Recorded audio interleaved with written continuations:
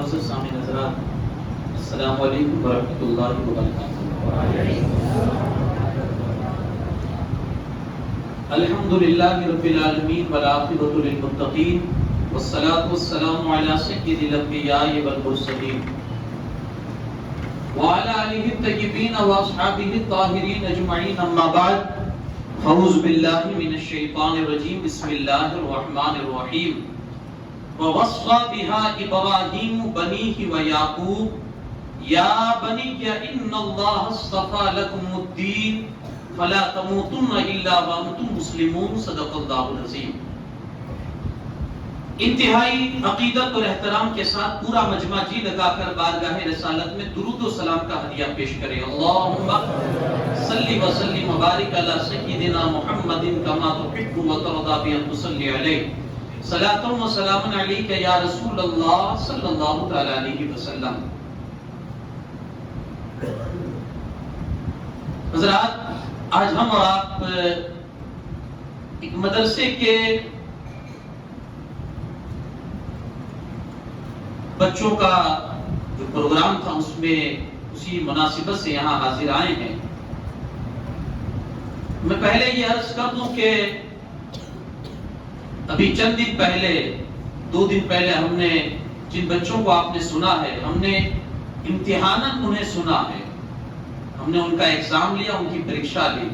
میں بھی تھا اور مفتی مولانا منور رضا صاحب بھی تھے، لیکن میں اس کا نچوڑ آپ کو نہیں بتاؤں گا، آپ کو جج کے طور پر میں آپ کو بناتا ہوں جج، کہ آپ نے بھی سنا، اب نچوڑ آپ خود بتائیں گے کہ کیسا رہا ہے۔ اور ہمارا نچوڑ اگر آپ کو دیکھنا ہے تو آپ پریرام دیکھ سکتے ہیں، رزلٹ دیکھ سکتے ہیں، رزلٹ دیکھ کر آپ کو اندازہ ہو جائے گا بچوں کی تعلیم کیسی ہے، پڑھانے والوں کا انداز کیسا ہے۔ میں مختصر اپنی بات آپ کے بیچ رکھوں گا اور میں مدرسوں کی اہمیت آپ کے بیچ بتاؤں گا۔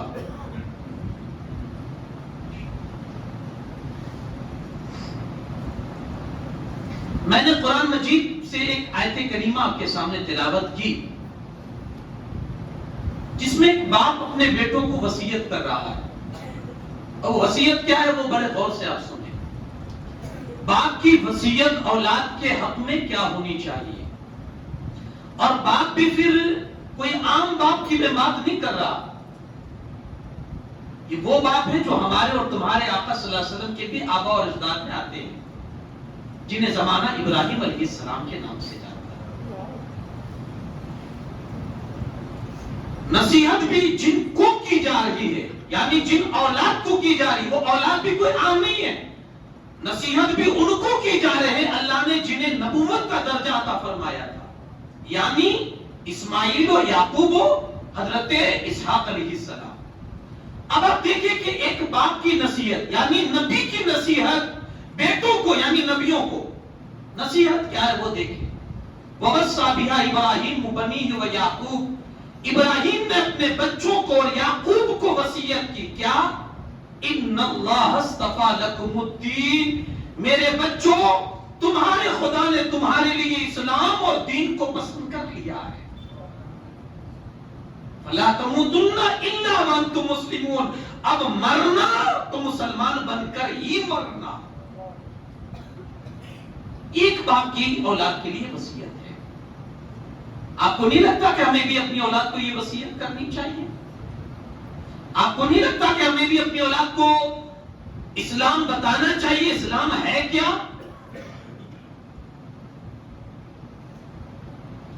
سب سے بڑی دولت اللہ کی جو ہم مسلمانوں کے پاس ہے وہ ایمان۔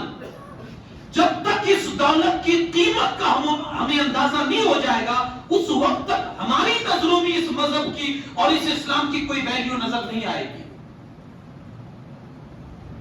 دیکھیں، سامان جتنا قیمتی ہوتا ہے اس کی سیکیورٹی بھی اتنی ہی اہم ہوا کرتی ہے، اس کی حفاظت۔ ہمارے پاس ہمارے مذہب کے لیے حفاظت کیا ہے؟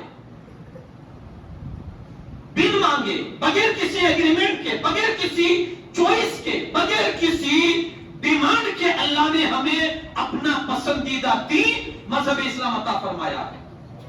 بتائیے کون سی آپ کی پسند تھی؟ یا کون سے آپ کے پاس ایگریمنٹ تھا کہ مولا اسلام مذہب پر ہی پیدا فرمایا؟ کتنے سینکڑوں مذہب اس دنیا میں پڑھ رہے ہیں، اللہ نے سارے مذہبوں کو چھوڑ کر ہمیں مذہب اسلام میں پیدا فرمایا، یہ اس کا شکر ہے، بے انتہا شکر ہے۔ ہمارا فرض نہیں بنتا کہ ہم اس کی حفاظت کریں؟ بغیر کسی پسند کے اللہ نے دے دیا ہے،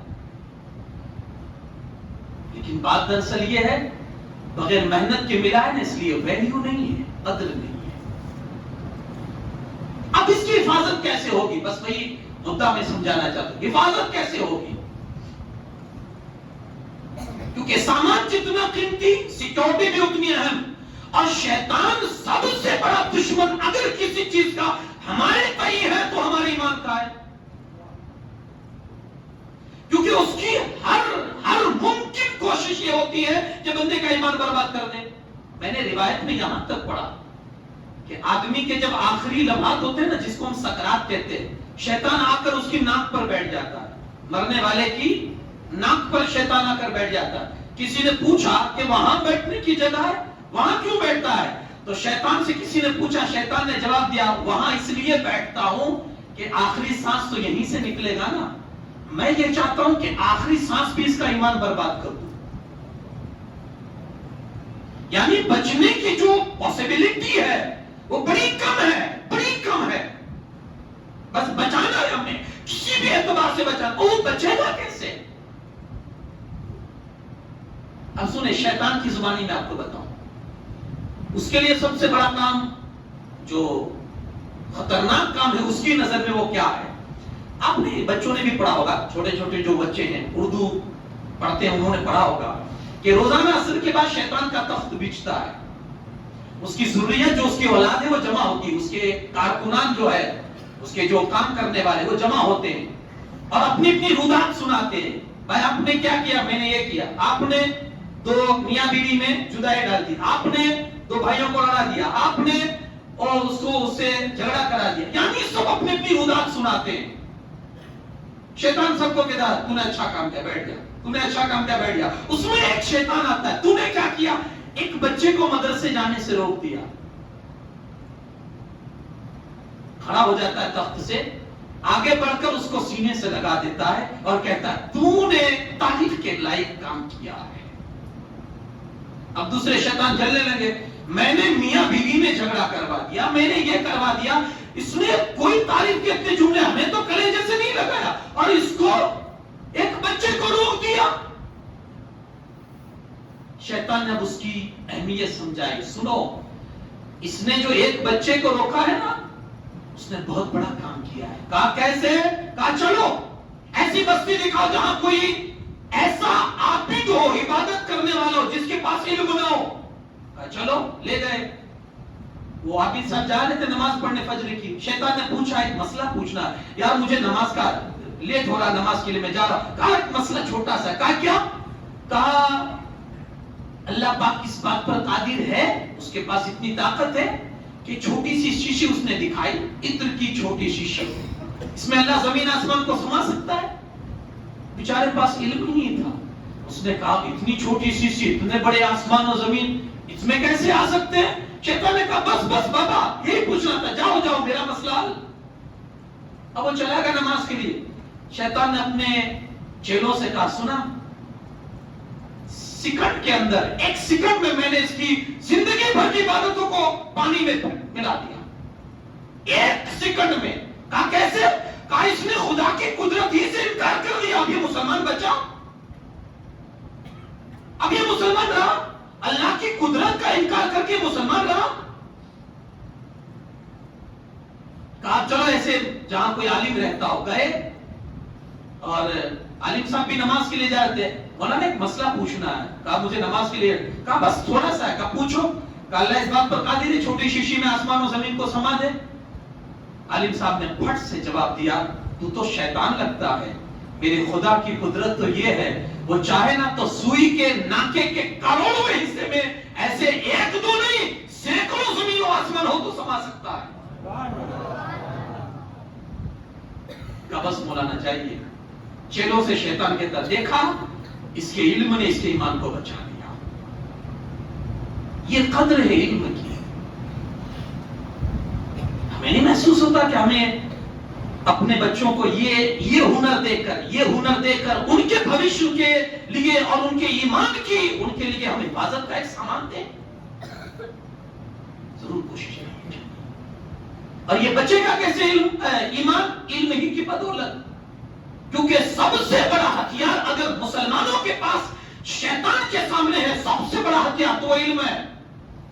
अगर इल्म नहीं है बंदे के पास तो वो ऐसे समझ लीजिए कि चारों तरफ से शैतान हथियार लेकर खड़े और ये बंदा नंगे बगैर हथियार के। अब वो कैसे बचाएगा शैतान के वार से अपने आप को? हथियार ही नहीं है उसके पास कोई चीज। और हथियार है क्या? इल्म। ये है नहीं, बंदा बचा ही नहीं सकता है अपने ईमान को। ये चीज आप नोट कर लीजिए। अगर चाहते हैं कि आपका ईमान और आपके वजह से आपके बच्चे जो एक मुसलमान घर में पैदा हुए हैं उनका ईमान, अगर आप उनकी सेफ्टी चाहते हैं और आप बचाना चाहते हैं, वाहिद जरिया है उनको इल्म दीन से करीब करो। बस एक ही काम। अच्छा, इल्म सुनते आपने बहुत मर्तबा, हजारों मर्तबा सुना होगा इल्म। या इल्म से मुराद क्या है जानते आप? इल्म का जब भी नाम आए ना, इल्म से मुराद इल्म हदीस और कुरान है, दूसरा कोई इल्म मुराद नहीं है। यहां हमारे मजहब ने जहां इल्म की बात की उससे मुराद क्या है? इल्म हदीस और इल्म कुरान। आप कहेंगे दूसरे जो हमारे बच्चे पढ़ते हैं 10-10 साल तक जो डिग्रियां लेकर आते हैं, 12-12, 15 साल तक जो ग्रेजुएशन लेते हैं, उसका क्या? ये हुनर है, ये पेशा है, इल्म नहीं है। मैं किताब की रोशनी में बात कर रहा हूं। ये हुनर है, हुनर, ये पेशा है, ये इल्म नहीं है। इल्म इस्लाम की नजर में सिर्फ और सिर्फ यही है, या तो कुरान का इल्म या हदीस का इल्म। ये आपको देना ही होगा। अब सुने कुरान के इल्म की अजमत, थोड़ी सी आपके दिल में ठंडक पैदा करने के लिए मैं सिर्फ आपको एक जहन देना चाहता हूं। अभी यहां कुछ बच्चों ने कुरान पढ़ा, शायद उनके वालिद भी यहां मौजूद होंगे या उनके घर वालों में से कोई भी वडील यहां मौजूद होगा। मुझे दिल पर हाथ रख के बताइएगा, जब आपका बेटा यहां पढ़ रहा था, आपके दिल में ठंडक पहुंच रही थी या नहीं? सीना चौड़ा हो रहा था कहीं मेरा बेटा पढ़ रहा है? अगर चाहते हो कि जैसे यहां मस्जिद में बैठकर आपके बेटे ने ये कुछ लोगों के सामने कुरान पढ़ के आपके कलेजे को ठंडक पहुंचाइए, अगर ये चाहते हैं ये ठंडक मरने के बाद भी मिले, मेरा यकीन है, मेरा वादा है कि कयामत के दिन अल्लाह रब्बुल इज्जत जब एक बंदे को आपने अपने औलाद में से किसी को कुरान पढ़ाया होगा, अल्लाह भरे मजमे में, भरे महशर में अल्लाह कहेगा चल कुरान पढ़, उधर तू कुरान पढ़ेगा, अल्लाह तेरे और तेरे माँ बाप के मर्तबे को बुलंद करता चला जाएगा।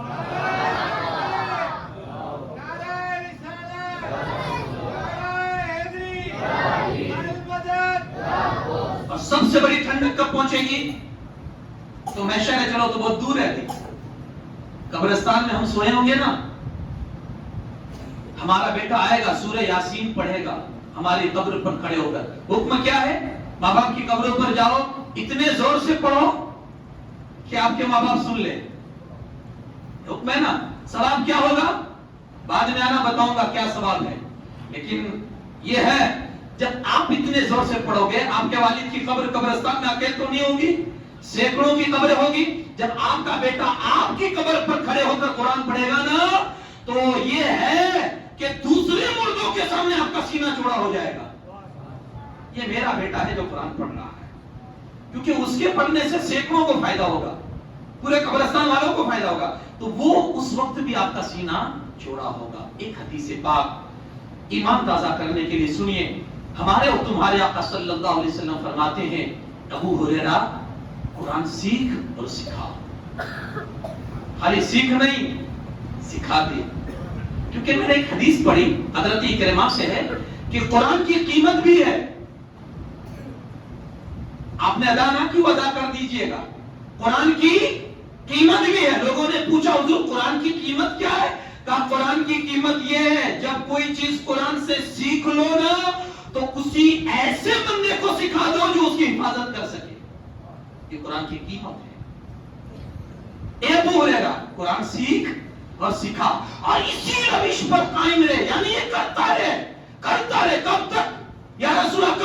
جب تک تجھے موت نہ آ جائے.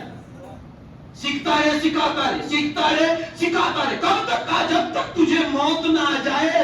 سن لے اے ابو ہریرہ، اگر اس روش پر اور اس کام میں تجھے موت آئی تو پھر دیکھ لینا فرشتے تیری قبر پر زیارت کرنے اتنی تعداد میں آئیں گے جیسے مسلمان کعبے کے پاس جاتے ہیں. کم ثواب نہیں ہے. اور سنیں، آپ نے یہ حدیث سنی ہوگی کہ علماء کی قلم کی سیاہی شہیدوں کے خون کے برابر تولی جائے گی. یہ حدیث پاک میں یعنی ایک ترازو میں عالموں کے قلم جو انہوں نے لکھے ہوں گے، قلم کی روشنائی، اس کو رکھا جائے گا، اور ایک ترازو کے پلے میں شہیدوں کے خون کو رکھا جائے گا. حدیث میں ہے عالموں کی قلم کی سیاہی شہیدوں کے خون پر بھاری ہو جائے گی. یہ حدیث آپ نے سنی ہے. آگے بھی حدیث کا ٹکڑا ہے، اب وہ سنیں اور اس پر توجہ دیں. ٹکڑا کیا ہے؟ حضور علیہ السلام فرماتے ہیں پھر اس عالم کو کھڑا کیا جائے گا، اٹھو اٹھو اور دیکھو یہ محشر میں جتنے لوگ بیٹھے ہیں ان میں سے جن لوگوں نے تم سے شریعت کے مسائل پوچھے ہو، جس نے تم سے شریعت کے مسئلے پوچھو، اٹھاؤ اور ان کی شفاعت کر کے جنت میں لے جاؤ. اس سے بھی کم نہ سمجھے کسی عالم سے ایک مسئلہ پوچھنا. ہاں، اگر چاہتے ہیں کہ شفاعت مل جائے، ایک مسئلہ، یہ علم کی بدولت میں بات کر رہا ہوں، علم کی بدولت یہ سعادت مل رہی ہے. اور بھی آگے سنیں، حدیث میں ہے جس نے کسی عالم دین سے ایک مسئلہ پوچھا اور اس کو یاد رکھا، ایک مسئلہ پوچھا اس کو یاد رکھا، اللہ تبارک و تعالی قیامت کے دن اس کے گلے میں 1000 نور کے ہار ڈالے گا، 1000 نور کے ہار ڈالے گا، اور 1000 اس کے گناہ معاف کرے گا. اور اللہ تبارک و تعالی حدیث کے لفظ بول رہا ہوں، قیامت کے دن جنت کے اندر اسے اللہ سونے کا شہر عطا فرمائے گا. گھر نہیں، مکان نہیں، شہر کی بات کر رہا ہوں، اور حدیث میں شہر کا لفظ ہے. اب بھی ہم چاہیں گے کہ ہمارے بچے آپ قرآن پڑھیں گا. میں کہتا ہوں کہ یار کم سے کم قرآن پڑھا دو. اور میں تو کہتا ہوں کہ صرف آپ کے علاقے میں جو مدرسہ کافی ٹائم سے بند تھا، ابھی شروع ہوا ہے، میں علاقے والوں سے یہ ریکویسٹ کروں گا کہ یارو اسے اب کوشش یہ رہے کہ اب یہ دن بدن آگے بڑھے. اس کی میں وجہ بتاؤں کہ ہماری اور آپ کی اوقات کیا ہے کہ ہمارے پاس فرشتے آئیں، ہمارے گھروں میں فرشتے آئیں. ہمارے تو کام ایسے ہیں کہ فرشتے ہمارے کام دیکھ کر ہم سے دور بھاگتے ہوں گے. لیکن یارو جب یہ بچے ہاتھ میں ایک چھوٹی سی تھیلی لے کر جس میں قاعدہ ہوگا، سپارہ ہوگا، اور یہ مدرسے آئیں گے نا، آپ کو نہیں آئیڈیا، آپ کو نہیں اندازہ کہ آپ کی نظروں میں تو ایک چھوٹا بچہ ہے جس کی ناک سے پانی بہ رہا ہے، جس کے پھٹے پرانے کپڑے ہیں، جس کے پیر میں پھٹے جوتے ہیں. آپ اس کو دیکھ رہے ہو، ارے یارو آپ کی نظریں ابھی کمال تک نہیں پہنچی ہے. یہ جب چلتے ہیں نا، جن کے کپڑے پھٹے ہوئے ہیں، ناک سے پانی بہ رہا ہے، فرشتے اپنے پروں کو ان کے پیروں کے نیچے بچھاتے ہیں.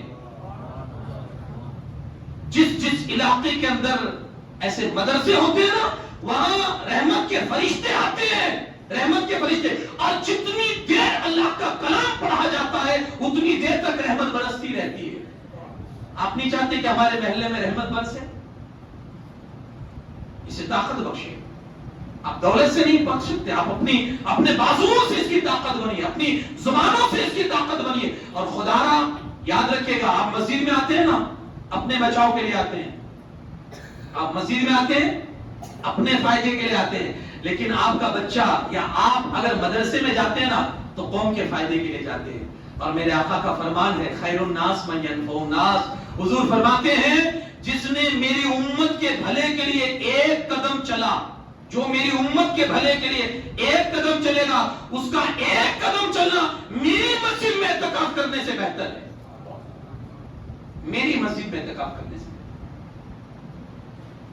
اب میں آپ کو ان بچوں کا وہ نہیں بتاؤں گا کہ انہوں نے یہ کیسا پڑھ رہے ہیں، ان کے مولانا کیسے محنت سے پڑھا رہے ہیں. اب یہ چھوٹا بچہ جو ہمارے سامنے سورہ اخلاص سنا کے گیا ہے، اس کی زبان سے جو بھی جس انداز سے، میں یہ نہیں کہوں گا اس نے غلط پڑھا ہے صحیح پڑھا ہے، اس میں یہ غلطی نہیں، اس کی ہمت پر آپ داد دیجئے، اس کے حوصلے کو آپ دیکھیے کہ آج ہم فیل کرتے ہیں، ہم محسوس کرتے ہیں کہ جب مؤذن صاحب کہیں لیٹ ہو جاتے ہیں اور نہیں آتے نا تو مسجد میں دسیوں آدمی ہوتے ہیں، جمعہ میں سینکڑوں آدمی ہوتے ہیں، تکبیر کے لیے لوگوں کے منہ دیکھنے پڑتے ہیں، تکبیر دینے کے لیے کوئی کھڑا نہیں ہوتا ہے۔ میں ان کے استاذ کو اور ان کے اس بچے کے حوصلے کو میں مبارکباد پیش کرتا ہوں کہ اتنی چھوٹی عمر میں کھڑا ہو کر آپ کے سامنے سورہ اخلاص سنا رہا تھا۔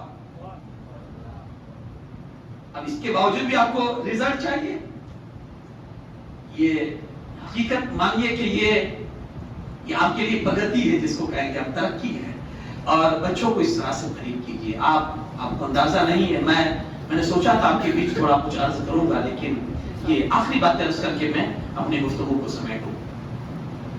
ہماری شبیہ خراب کرنے کی کوششیں کی جا رہی ہیں۔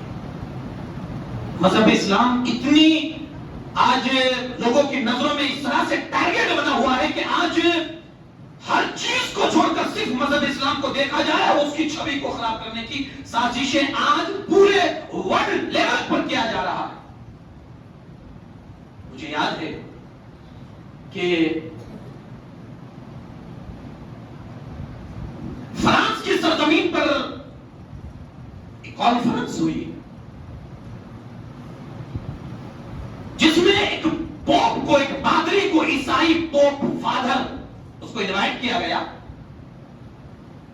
وہ جب آیا تو اس کو بھیجا گیا تھا افریقہ کے شہر میں، ملک افریقہ میں۔ کس لیے؟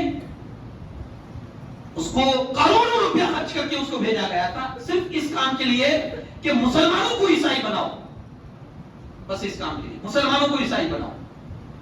وہ سینکڑوں برس وہ افریقہ میں رہا، سینکڑوں برس۔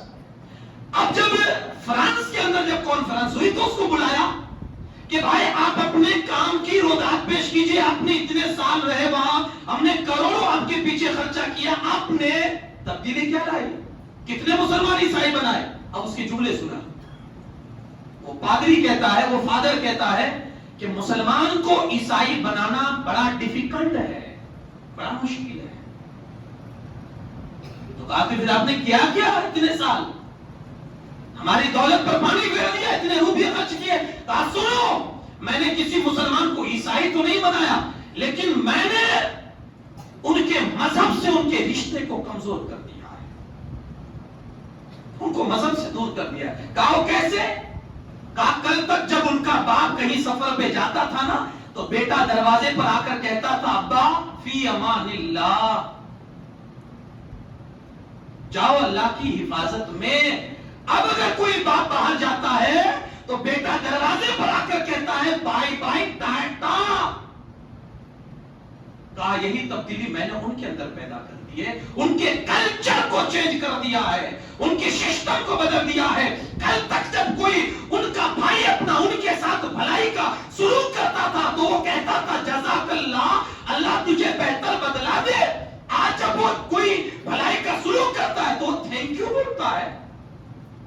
کل تک جب صبح ایک مسلمان بھائی اپنے بھائی سے ملتا تھا السلام علیکم کہتا تھا، آج اس کو بھول کر good afternoon, good morning, good evening یہ الفاظ آ چکے۔ کہا میں نے اتنے سال رہ کر ان کے اسلام سے ان کے رشتے کو کمزور کر دیا ہے، یہی میں نے کام کیا ہے۔ آج یہ بہت بڑی سازش ہے۔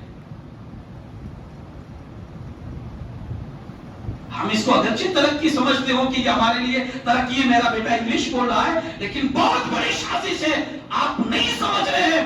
آج کسی 5 اسٹار ہوٹل میں آپ جائیں گے، کسی 3 اسٹار ہوٹل میں، تو آپ کو دیکھنے ملے گا کہ گیٹ پر ایک چپراسی کھڑا ہوتا ہے، گیٹ کیپر، پگڑی پہن کے۔ کون کھڑا ہے؟ پگی، چپراسی، کیا پگڑی پہن کر۔ آپ نے کبھی اندازہ لگایا کیا ہے؟ یہ ہمارے مذہب کے شعار کو ہلکا دکھایا جا رہا ہے۔ یار پڑھاؤ بچوں کو، قریب کرو دین سے، بس یہی ہمارے لیے سب سے آخری۔ آپ اگر پڑھا دیں گے نا بچے کو دین کا، یہ حضور علیہ الصلوۃ والسلام کی ایک بڑی پیاری حدیث ہے۔ اللہ کے رسول صلی اللہ علیہ وسلم نے فرمایا ابو ذر غفاری سے، ابو ذر جاؤ قرآن کی ایک آیت سیکھو، جاؤ قرآن کی ایک آیت سیکھو۔ قرآن کی ایک آیت کا سیکھنا 100 نفل رکعتوں سے بہتر ہے۔ آپ نے بڑی راتوں میں بہت نمازیں پڑھی ہوگی، میں اس کی مخالفت نہیں کرتا، لیکن میرے بھائی ایک قرآن کی آیت سیکھ لے، آپ کو نہیں معلوم کہ یہ قرآن کی ایک آیت تیری سینکڑوں رکعتوں سے افضل ہو جائے گی اگر تم نے سیکھ لی ایک آیت اور ایک حدیث۔ آپ نے سینکڑوں روپیہ خرچہ کرتے ہو، کہیں نیازوں کے نام پر، کہیں عرس کے نام پر، کہیں آپ الگ الگ اپنے اسلامک پروگرامات کے نام پر آپ کرتے ہیں، اللہ نے آپ کو دیا، آپ خرچ کیجئے، اللہ آپ کو اور دے۔ لیکن میں کہوں گا اگر آپ ان چیزوں میں خرچ کرتے ہو اور دین کے لیے نہیں خرچ کرتے ہو تو خدا را آپ روک دیجئے، اپنی رقم کو روک دیجئے، خرچ کہاں کیجئے؟ علم کے پیچھے، علم کے پیچھے۔ فائدہ بتاؤں، حدیث پاک میں ہے، میرے مصطفیٰ کریم صلی اللہ علیہ وسلم فرماتے ہیں دین کی خاطر 1 روپیہ خرچ کرنا دوسرے اللہ کے راہ میں خرچ کرنے سے 70 گنا زیادہ یا 70,000 گنا زیادہ ثواب رکھتا ہے۔ جو روپیہ آپ کا دین کی خاطر جاتا ہے، پڑھاؤ، کم سے کم اتنا تو پڑھا دو کہ وہ بچہ کل آپ سوئے ہوں اور وہ آپ کے سر کے اوپر آ کر سورہ یاسین کی تلاوت کرے تو آپ کا سینہ چوڑا ہو جائے اور آپ کو قبر کے اندر سکون ملے۔ کم سے کم اتنا تو آپ کر لے جائیں اپنے تئیں۔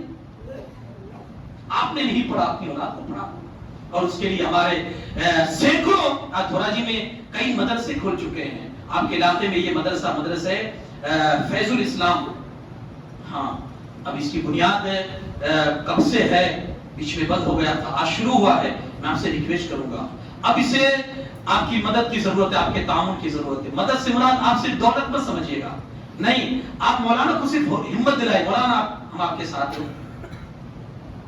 بچے پڑھیں گے یہاں، ہم یہ آپ کا ایک قدم اس کے پیچھے اگر محنت کے پیچھے اٹھے گا نا، آپ کو آئیڈیا نہیں ہے، آپ کو اندازہ نہیں ہے، اللہ پاک اس کے تئیں آپ کی۔ بلکہ میں تو اکثر یہ کہتا ہوں ان بچوں کے پیچھے یار محنت کرو، اور اگر کوئی پریشانی آ جائے نا تو ان بچوں سے دعا کرواؤ، ان بچوں کے حق میں کچھ دے کر راضی کرو، اللہ ان بچوں کے خوش ہونے سے اللہ تمہاری تکلیف دور فرما دے گا۔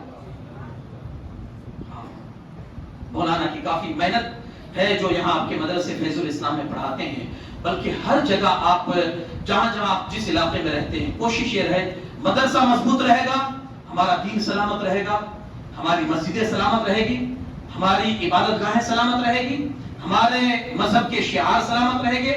ہاں سب سے بنیادی چیز جو ہے وہ مدرسہ، آپ کوشش کیجیے۔ رزلٹ کیا تھا وہ آپ کے سامنے ہے، بچوں نے پڑھا، یہ قرآن شریف میں نے امتحان لیا، کچھ بچوں نے ایسا پڑھا کہ آپ نمبر دیکھ کر اندازہ لگا لیں گے کہ ہم نے اتنے نمبر کب دیے ہوں گے۔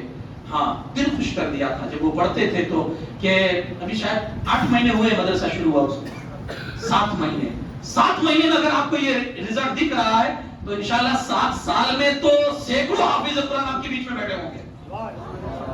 اور ہم دعا کرتے ہیں کہ اللہ پاک اس مدرسے سے ایسے ہمیں سینکڑوں حافظ قرآن عطا فرمائے۔ ارے یار حافظ، یہ تو بہت بڑی سعادت کی بات ہے۔ حافظ، میں قرآن دیکھ کر پڑھنے کی حدیث سناؤں، رسول پاک صلی اللہ علیہ وسلم فرماتے ہیں جس والد نے، جس باپ نے اپنے بیٹے کو قرآن دیکھ کر پڑھنا سکھا دیا، قرآن دیکھ کر، حافظ کی بات نہیں کرتا، قرآن دیکھ کر پڑھنا سکھا دیا، اللہ اس کے باپ کے اگلے پچھلے سارے گناہ معاف فرما دیتا۔ یار کچھ تو آگے کا انتظام کرو، مرنا سب کو ہے، قبر سب کے لیے ہے، آخرت سب کے لیے ہے، کم سے کم اس نیت سے تو دیکھ کر، تو یہ مدرسہ تو دیکھ کر بھی سکھا رہا ہے اور منہ زبانی بھی سکھا رہا ہے۔ جب دیکھ کر پڑھنے والے کی یہ سعادت ہو، یہ عظمت ہو، یہ ثواب ہے، تو جو بن دیکھے قرآن پورا 30 پارے اپنے سینے میں جو جمع کر کے پڑھتا ہوگا تو پھر اس کے باپ کے لیے کیا سعادت ہوگی۔ اللہ پاک قیامت میں ایسا تاج عطا فرمائے گا کہ سورج کی اور چاند کی روشنی بھی اس کے سامنے پھیکی ہوگی۔ اللہ پاک ہر ماں باپ کو ایسی سعادت سے بہرہ مند فرمائے، اور جو بچے یہاں پڑھتے ہیں ان کے لیے اللہ پاک ان کے سینے کو علم کے لیے اور بھی کھول دے، ان کے استاذ کو اللہ اور بھی ہمت دے اور ان کے لیے اخلاصیت، خلوصیت عطا کرے، اور جو اس مدرسے کے پیچھے دامے دیرمے سخن قدمے جس حساب سے بھی اپنا جو حمایت اور تعاون لے کر کھڑے ہیں، اللہ پاک انہیں دن دونی رات چوگنی ترقی عطا فرمائے، اللہ انہیں سعادت دارین نصیب فرمائے۔ اس مدرسے کو اور اس مدرسے کے معاونین، متعلمین سب کو اللہ پاک عافیت دارین سے مالا مال فرمائے، خوب ترقی عطا فرمائے۔ اللہ پاک کہنے سننے سے زیادہ ہم کی توفیق بخشے۔ وما علینا الا البلاغ المبین۔ السلام علیکم، تشریف۔